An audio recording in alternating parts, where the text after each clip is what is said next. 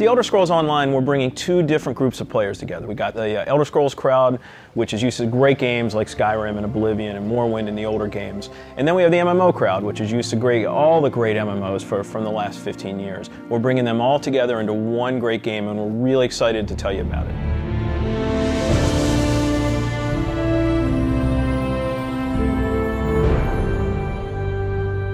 Elder Scrolls Online, everything you need to know about it is right in the name. It's Elder Scrolls, but it's online. And when the team set out, they wanted to create strategic real-time combat. We wanted to create a lot of world immersion. We wanted to create a landscape that was rewarded exploration. But all of that had to be brought together with really great social systems. So Elder Scrolls Online, it's set 1,000 years before Skyrim. And not only is it 1,000 years before Skyrim, but it draws on all the legends and everything that you've read about in the books that you find in Elder Scrolls games. So we've got 20 years of lore to draw upon. We made sure that Morrowind, Cyrodiil, and Skyrim feel like they do in Elder Scrolls 3, 4, and 5. The art style is right in line with those titles. Now you can explore all of Tamriel. You can return to places that you've seen before, and you can explore new places that you've never been.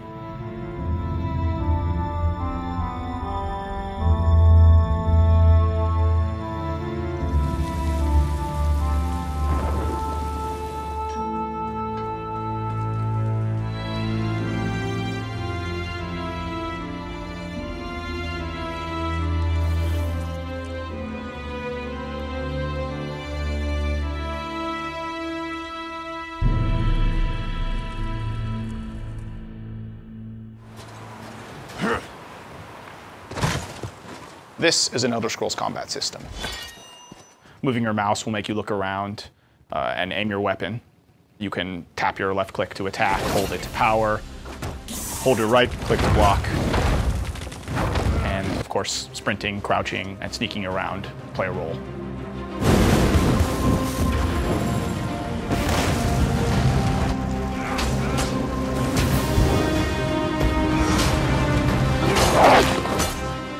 All of our characters are designed so that hundreds of them can be on screen at one time.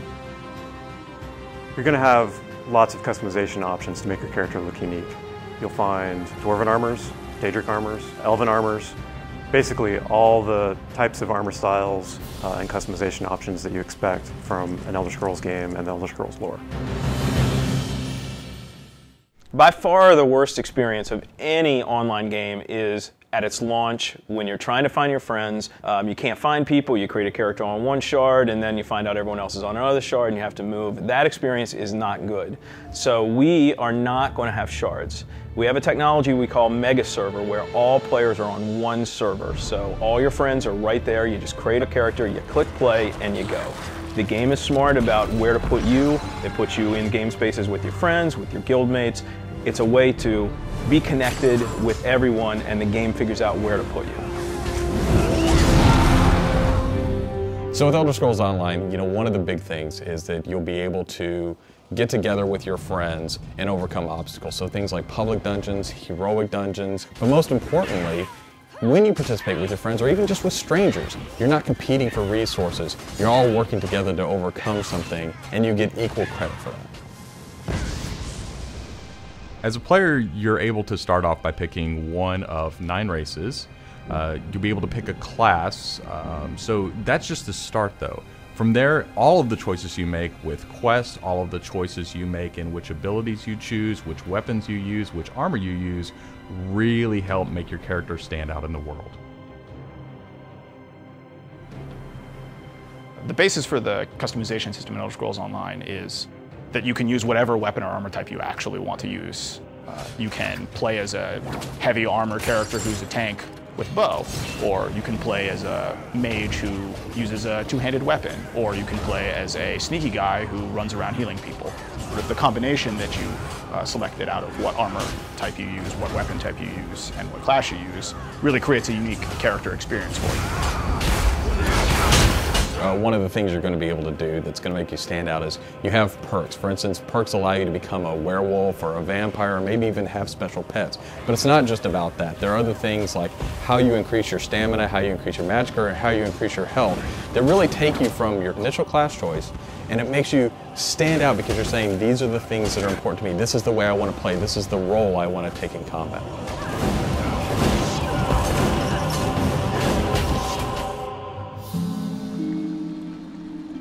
Questing in Elder Scrolls Online was built around a pretty simple concept, and that was that we wanted the player to explore.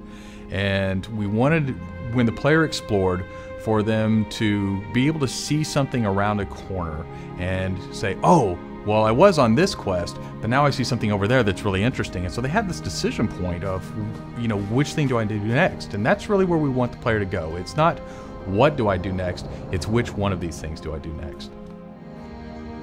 The way a player finds quests in our game is really through exploration. As they wander around the world, we have an on-screen compass, and that really points out the areas of opportunity or points of interest to the player.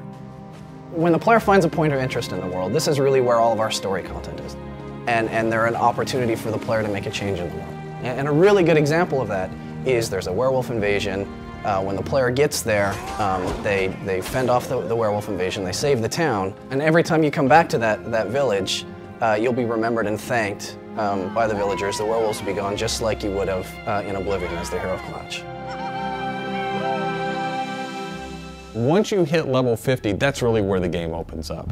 At this point, you're going into Cyrodiil to PvP, or you're deciding you want to go on a heroic raid with your guild and your friends, or maybe you might go into an adventure zone, which is our way of getting you into a zone where you can play solo, you can play with a small group, or you can play with a really large group to overcome obstacles.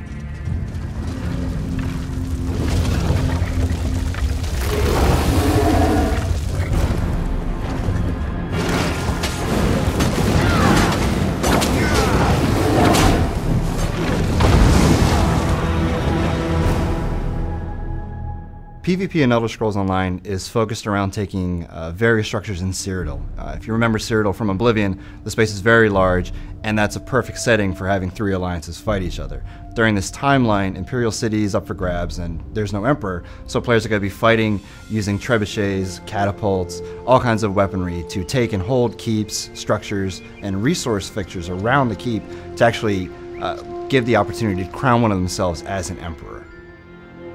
It's really important to us that, PvP isn't just a veteran game. It's got to be something that people can do from the very beginning, because you want to be comfortable in getting into this. So we make sure that everybody is on equal footing. So even at level 10, you can go into our PvP area and really have a great experience and a good time.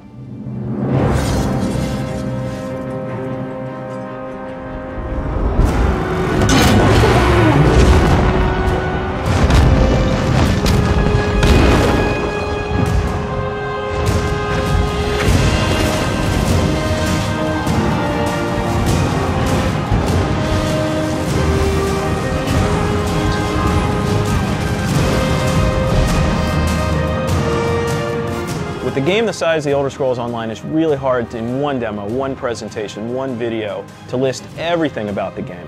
So what you've heard today are the basics. Over time, we're going to go into more depth in everything you've heard about today, and then all the other systems which we haven't talked about yet.